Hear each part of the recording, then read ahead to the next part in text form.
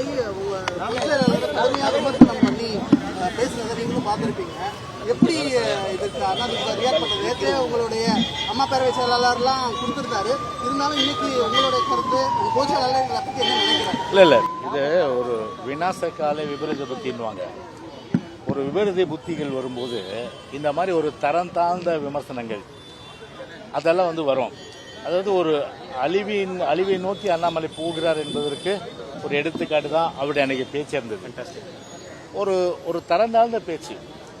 ஒரு மாநில தலைவருக்கு ஒரு சற்றும் கூட ஒரு கலோக்கியல் லாங்குவேஜ் சொன்னா ஒரு லாய்க்கு இல்லாத ஒரு மாநில தலைவர் இன்றைக்கு அண்ணாமலை இன்னைக்கு பிஜேபி பெற்றிருப்பது தான் ஒரு மிக மிக ஒரு என்ன சொல்றதுன்னா ஒரு வருத்தப்படக்கூடிய ஒரு வேதனைப்படக்கூடிய விஷயம்.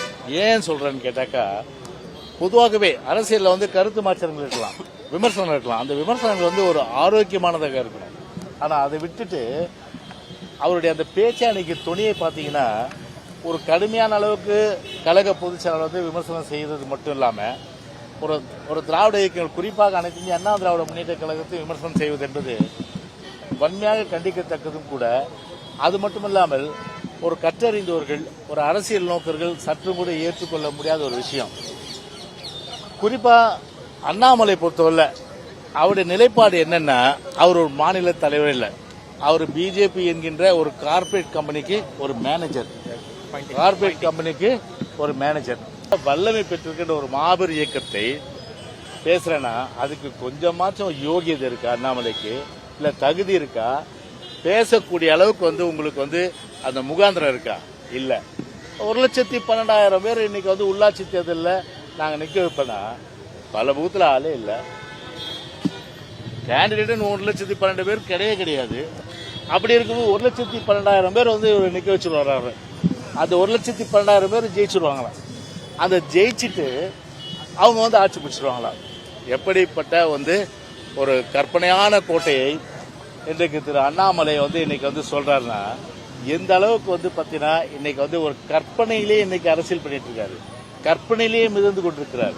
ஒரு மின்மினி பூச்சி போல, ஒரு விட்டில் பூச்சி போல. அப்ப சொல்றாரு திராவிட இயக்கங்கள் ஒழிக்கிறது தான். இதுவரை திமுக வாய் திறக்கல. ஏன்னா திராவிட இயக்கம் வரும்போது அண்ணா திமுக ஏதாவது வாரஸ் பாரதி வாய் திறந்திருக்காரா? எப்பறம் அவங்களால முடியும் அப்படின்னு சொல்றாங்களா? இதுவரை சொல்லவே இல்லை. திராவிட இயக்கத்தை ஒழிச்சிடறான். அனைத்து இந்திய அண்ணா திராவிட முன்னேற்ற கழகத்தை தொட்டு பார்த்தால் அவன் கெட்டு போனவனாக தான் நிச்சயமா இருப்பான். இதுதான் இன்றைக்கு வரலாறு. எனவே எத்தனை 7 ஜென்ம அண்ணாமலை எடுத்தாலும் சரி, அனைத்து இந்திய அண்ணா திராவிட முன்னேற்ற கழகத்தை இனி அழிக்கிறதுக்கு ஒருத்தம் கூட பிறக்க முடியாது. அப்படி நேற்று பிறந்த குழந்தை இது, கிட்டத்தட்ட 3 வருஷம் குழந்தை. இந்த குழந்தை பார்த்து 52 வருஷம் பெரிய அளவுக்கு அனுபவம் பெற்ற அனுபவசாலி, பெரிய அளவுக்கு இருக்கின்ற ஒரு ஆலமரம் போல இருக்கின்ற இயக்கத்தை அழிக்காம ஒழிக்காம விடும்னா இன்னைக்கு விரக்தி அண்ணாமலை பொறுத்தவரை. ஆனால் ஒரு மேனேஜரை ரிலீவ் பண்ணிட்டாங்க. உன்னுடைய பொசிஷன் என்ன? நீ ஒரு மேலாளர், ஒரு மேனேஜர், ஒரு கம்பெனியுடைய மேனேஜர், ஒரு கட்சியினுடைய ஒரு பொதுச் செயலாளர், 2 கோடிக்கு மேற்பட்ட தொண்டர்கள் கொண்டிருக்கின்ற ஒரு மாபெரும் இயக்கத்துடைய ஒரு தலைவர். ஆனால் ஒரு மேனேஜர் போய் 2 கோடிக்கு மேற்பட்ட தலைவர்கள் கொண்டிருக்கின்ற ஒரு மாபெரும் இயக்கத்தையும் அதனுடைய பொதுச்செயலாளர் இழிவுபடுத்துறாரு சொன்னால், இந்த விட்டில் பூச்சி எல்லாம் இந்த கடைசி காலத்தில் என்ன ஆகுன்னா, இந்த பல்பு பெரிய அளவுக்கு பிரகாசம் எரியும், அப்புறம் பார்த்தா டப்புன்னு ஃபியூஸ் போயிடும். அந்த மாதிரி ஃபியூஸ் போன அண்ணாமலையா தான் இன்னைக்கு நாட்டு மக்கள் பார்ப்பாங்க. அதனால இந்த வாய் ஜாலம், இந்த உதாறு, இந்த சவால் விடுறது, இதெல்லாம் பேச்சோட தான் உங்களுக்கு அடங்கும். எந்த காலத்திலும் சரி, ஆட்சின்றது உங்களுக்கு ஒரு பகல் கனவு தான், ஒரு காணல் நீர் தான். கோட்டை பக்கமே வர முடியாது. அதோட ஒரு எம்எல்ஏ சீட்டு கூட உங்களால ஜெயிக்க முடியாது.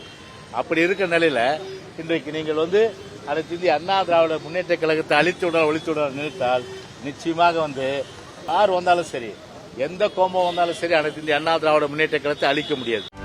செய்திகளை உடனுக்குடனும் துல்லியமாகவும் தெரிந்து கொள்ள சப்ஸ்கிரைப் பண்ணுங்க.